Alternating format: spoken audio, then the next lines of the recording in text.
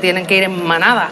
Y en este caso, además, con nocturnidad y alevosía, es decir, utilizando estamos drogas, ya en el terreno militar y con esa supremacía, ¿no?, que te da el dejar anulada totalmente esa alevosía que efectivamente produce el drogar a la persona que va a ser la víctima. Yo, desde que Nacho nos alertó sobre esa denuncia, me estoy acordando de Zaida Cantera. Hoy está con nosotros Antonio Suárez Valdés, fue su abogado, le recordaron ustedes, y además es abogado en casos que afectan a las Fuerzas Armadas. ¿Cómo se gestiona este tipo de denuncias en un cuartel? Porque no debe ser más complicado, entiendo, ¿no? Se gestiona de una manera un poco complicada que os voy a detallar ahora mismo. Porque efectivamente, como han comentado antes los compañeros, en el año 2015 hubo una modificación del Código Penal Militar precisamente para introducir este tipo de delitos contra la libertad sexual dentro del Código Penal, porque antes no estaban. ¿Cuál es el problema? Que eso se hizo como consecuencia de ese eco que os hicisteis vosotros en este programa y en otros de esta casa. El gobierno se vio muy presionado y lo hicieron muy deprisa, muy corriendo, y te adelantaría que muy mal. Entonces, ¿con qué realidad nos encontramos ahora mismo a día de hoy?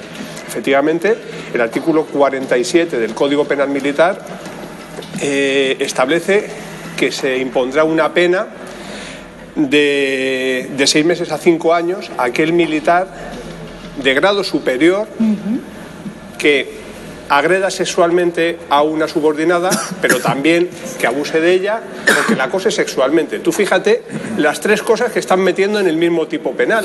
¿Por qué? Se ha igualado en el mismo tipo penal por el una gobierno, violación que una cosa. Una violación, que un abuso sexual, que una cosa. Muy precipitado. Para empezar a este humilde letrado, eso le parece cuando menos mejorable.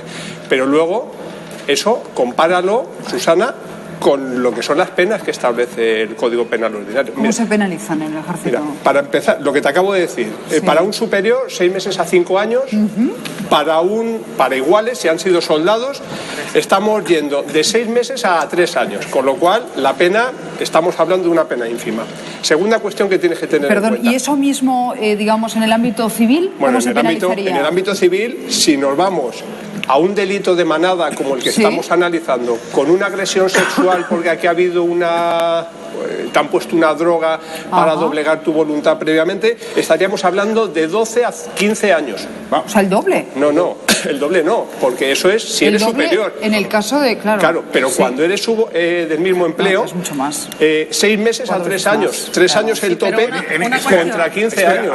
Pero un momento. Es que el artículo 11 dice que se aplicará el Código Penal como supletorio y por lo tanto las penas van a ser aplicables las del Código Penal. Eso es un error, porque acabo de tener un juicio el otro día sobre eso. Os pido perdón a los dos. Sí. No hablamos de superiores, hablamos de compañeros. Sí.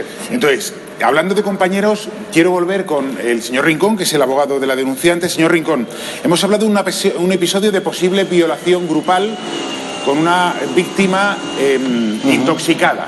Pero ella, el mismo día que denuncia que le ha sucedido esto y que aporta los panties con esos restos biológicos, también denuncia una agresión en el mes de septiembre ocurrida también dentro del mismo cuartel por un compañero. ¿Nos puede contar en qué consistió? La primera agresión. La del mes de septiembre. Bien, parece ser que vienen de algún sitio y llegan al acuartelamiento. Hay 2 chicos y 2 chicas. Un compañero y una compañera se marchan a una camarilla, a otro cuarto, y ella se queda con otro compañero en el pasillo, ¿vale? De una manera u otra la besa, ella rechaza llegar a más, la introduce en una camarilla, ¿vale? Y en la cama se acuesta con ella y la agrede sexualmente contra su voluntad. Además, faltándole el respeto por el hecho de que tuviera el periodo y hubiera manchado las sábanas y el suelo y tal. Y encima, además, es amenazada de no decir nada. No, es que eso es tremendo. Vuelvo con usted, señor Suárez Valdés. Es que ya serían 2 agresiones, una en el mes de septiembre, otra en el mes de diciembre, la segunda grupal. pero ¿por qué? En el caso de la primera no lo denuncia por temor, en fin, ella yo creo que no mide las consecuencias de no denunciar, debería haberlo hecho. Pero claro, es que ya el abandono, no sé, la depresión que tiene que tener la cliente del señor Rincón es tremendo.